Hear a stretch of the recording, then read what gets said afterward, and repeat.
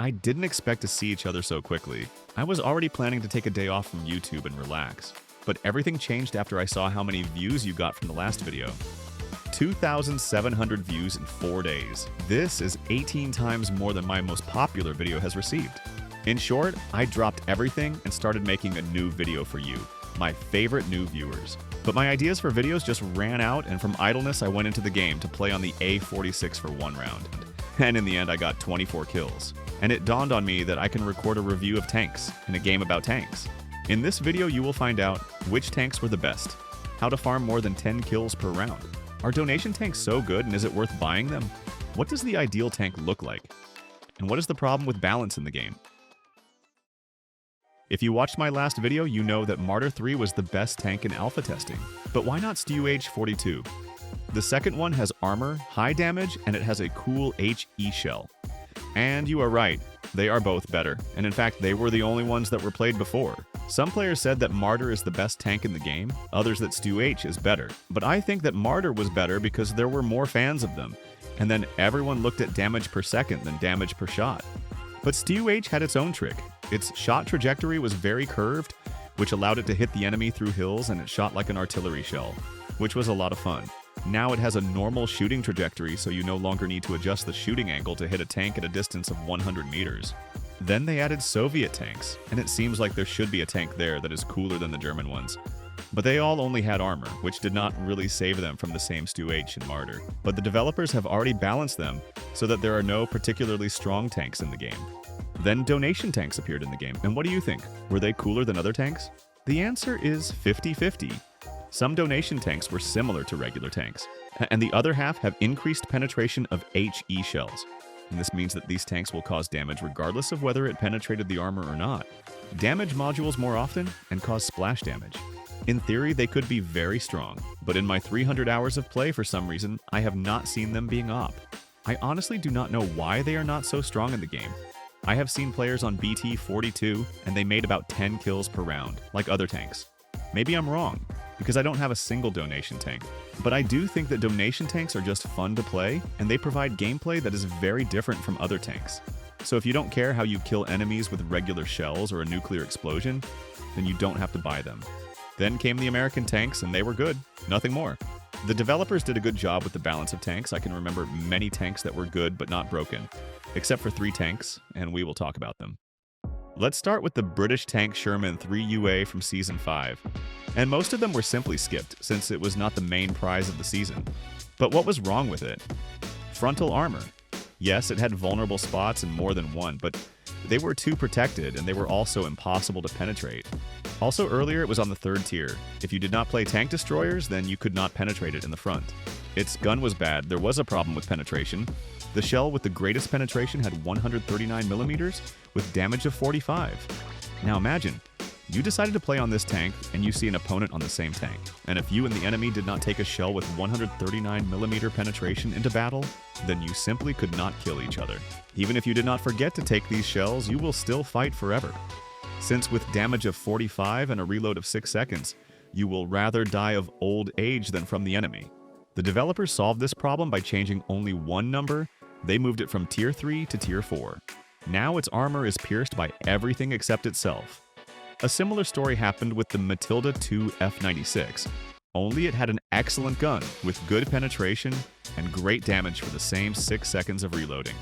It also pierced 2 walls with its shot, which is very surprising since it is in the 2nd tier. He had armor everywhere, and even the side was difficult to penetrate. The ammo rack could only hit a small strip on the side. There was only one big problem, the armor on the barrel. 45mm could be penetrated by any tank, and in addition, the gun and the tank crew could be damaged.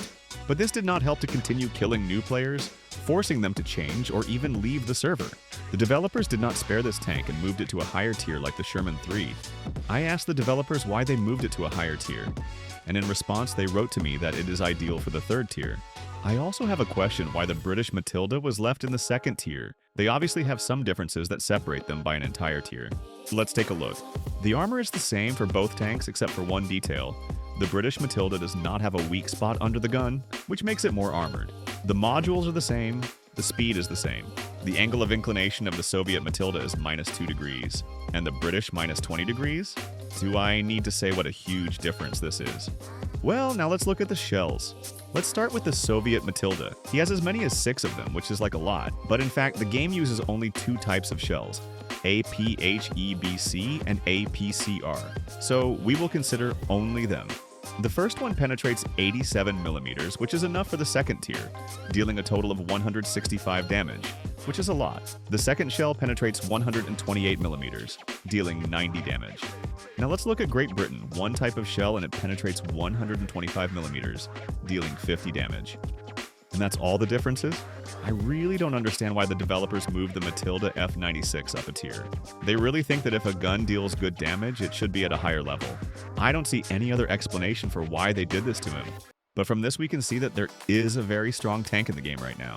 I decided to play Matilda 2 and compare them. And you know what? This is the same Soviet Matilda, only with less damage and HP. I played around on it and got 15 kills. If you want to feel those same emotions with a broken Soviet Matilda, then just go and try playing on the British Matilda. They are very similar. And now we have reached the last strongest tanks, and there will be 2 of them here, a 46th and Concept 3. Before you write a comment like, the Tiger is better, let's remember that we are talking about the game Steel Titans, in which completely different rules. You can respawn infinitely, modules are damaged from hitting at least 1 fragment, tank repair is also infinite. It only depends on the repair time, and the entire balance of the game is based on this. If some tank will have the best indicators for these criteria, then it will be the strongest. This happened with a 46 and Concept 3. They have excellent speed with acceleration, which allows you to quickly get to the battlefield after respawn.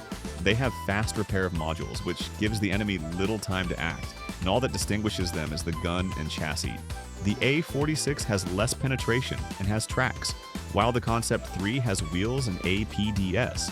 For fun, I created a new account and decided to find out how long it would take to get such a strong A46 tank. But just playing was boring. I wanted something different, so I decided to speedrun it. And I did it in just 5 hours, 53 minutes, and 35 seconds. Yeah, quite a lot. I could tell you what was in the speedrun, but I didn't want to make a video an hour long or more.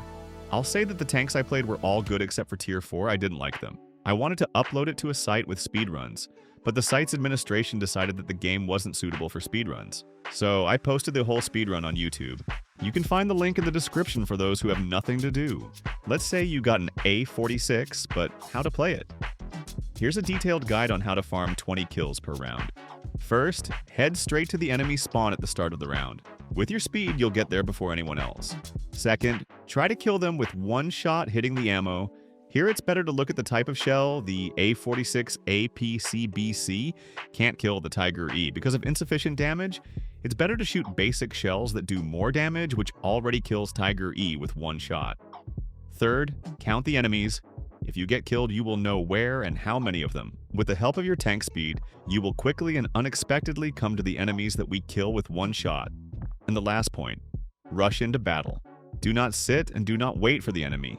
Go to him, but from behind or from the side. Repeat these actions throughout the round, and you will get good results. Very good. This is an aggressive tactic, and everything can go wrong. So if you do not know the map well, do not know the weak points, or do not know how to play on fast tanks, I do not recommend you to play them. Also, your K to D ratio will be very low. Yes, you will kill a lot, but also die. So if you do not want to spoil your statistics, you are also better off not playing like that. Thanks for watching. I hope you've learned something new.